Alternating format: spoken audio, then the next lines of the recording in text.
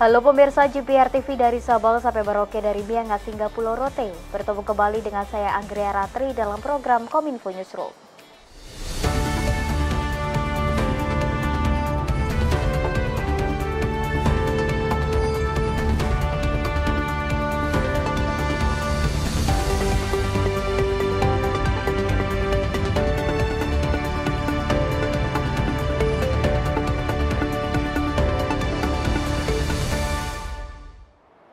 Kita ke informasi yang pertama pemirsa, dalam sambutannya pada upacara pembukaan Peparnas 17 Solo 2024 di Stadion Manahan Solo pada Minggu 6 Oktober 2024, Presiden Joko Widodo berharap Peparnas 17 Solo 2024 menjadi panggung kesetaraan bagi para atlet disabilitas. Peparnas 17 Solo 2024 digelar pada tanggal 6 hingga 13 Oktober 2024 dengan menghadirkan 20 cabur pertandingan. Presiden Joko Widodo berharap Peparnas 17 Solo 2024 menjadi panggung kesetaraan bagi para atlet disabilitas yang akan berlaga pada tanggal 6 hingga 13 Oktober 2024.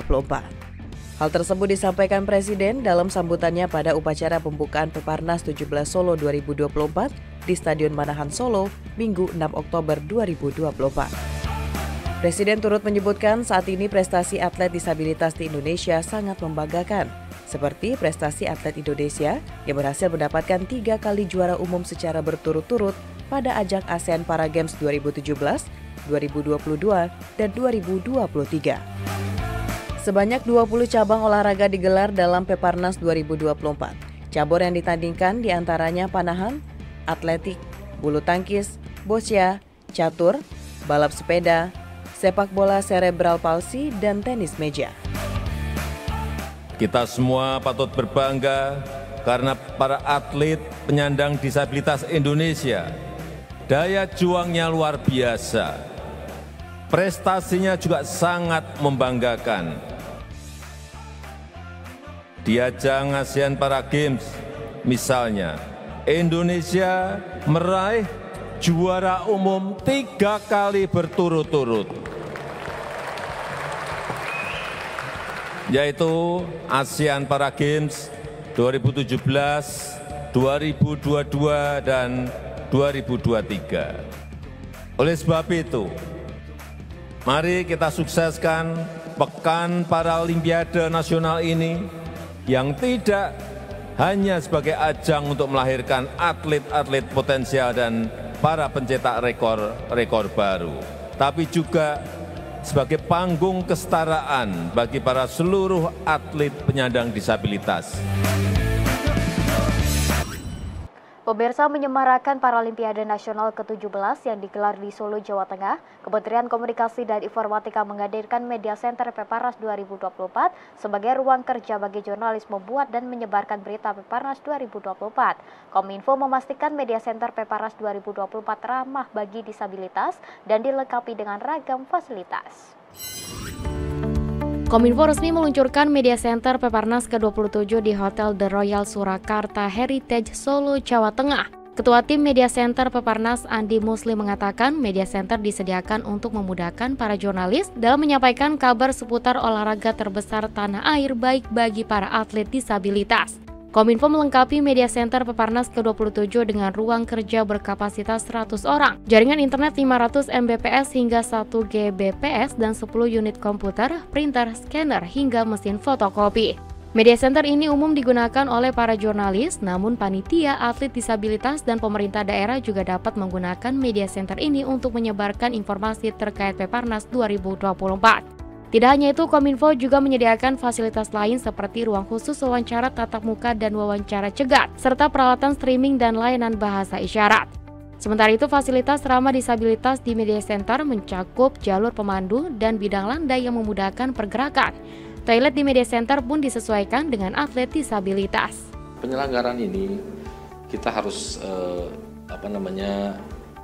membuktikan bahwa Indonesia dan Solo khususnya itu adalah kita sangat aware, sangat responsif, sangat mengakomodasi kesetaraan, inklusivitas. Makanya kemudian mungkin teman-teman perhatikan bahwa di Media Center ini banyak juga disediakan RAM, lalu kemudian ada pembicara di sebelah di pojok sana yang dengan menggunakan bahasa isyarat juga. Artinya itulah yang sebenarnya kita harus angkat gitu.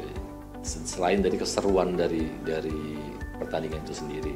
Nah, Mas Agung nanti mungkin bisa. Kita beralih ke informasi lainnya, pemirsa. Menteri Komunikasi dan Informatika Budi Aris Setiadi mengingatkan bahwa ancaman judi online bukan hanya soal ekonomi, tetapi juga tentang moralitas dan kesejahteraan keluarga. Hal itu disampaikan Budi Aris saat melakukan sosialisasi anti judi online di Kalideres, Jakarta Barat. Menteri Komunikasi dan Informatika Budi Aris Setiadi menegaskan praktik judi online dapat menyengsarakan masyarakat dan hanya akan membuat para bandar dan oknum yang terlibat semakin kaya. Penegasan itu disampaikan Menkominfo saat memberikan sosialisasi bahaya judi online di lapangan Kelurahan Pegadungan Kalideres, Jakarta Barat. Budi Ari juga mengingatkan bahwa ancaman judi online bukan hanya soal ekonomi, tetapi juga tentang moralitas dan kesejahteraan keluarga. Untuk itu, ibu-ibu harus menjadi garda terdepan dalam keluarga dan mengambil peran penting dalam memberantas masalah judi online. Selain menghindari pinjaman online ilegal, para ibu-ibu juga senantiasa mengingatkan suami dan anak-anak agar tidak terjerumus terhadap praktik tersebut. Judi online ini nanti membuat ekonomi keluarga berantakan. Karena judi online nggak ada cerita menang, yang ada kalah. Jadi nggak ada orang kaya karena judi online. Kalau mau kaya harus kerja keras, bukan main judi. Nah, yang kedua tadi, jadi judi online akan membuat masyarakat semakin miskin. Ekonomi keluarga berantakan. Ekonomi masyarakat berantakan, hancur. Ujungnya apa? Ekonomi negara hancur. Kita ingin Indonesia maju.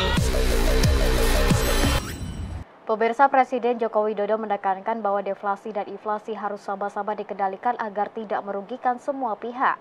Hal itu disampaikan Presiden usai membuka Nusantara TNI Fun Run di IKN Kalimantan Timur.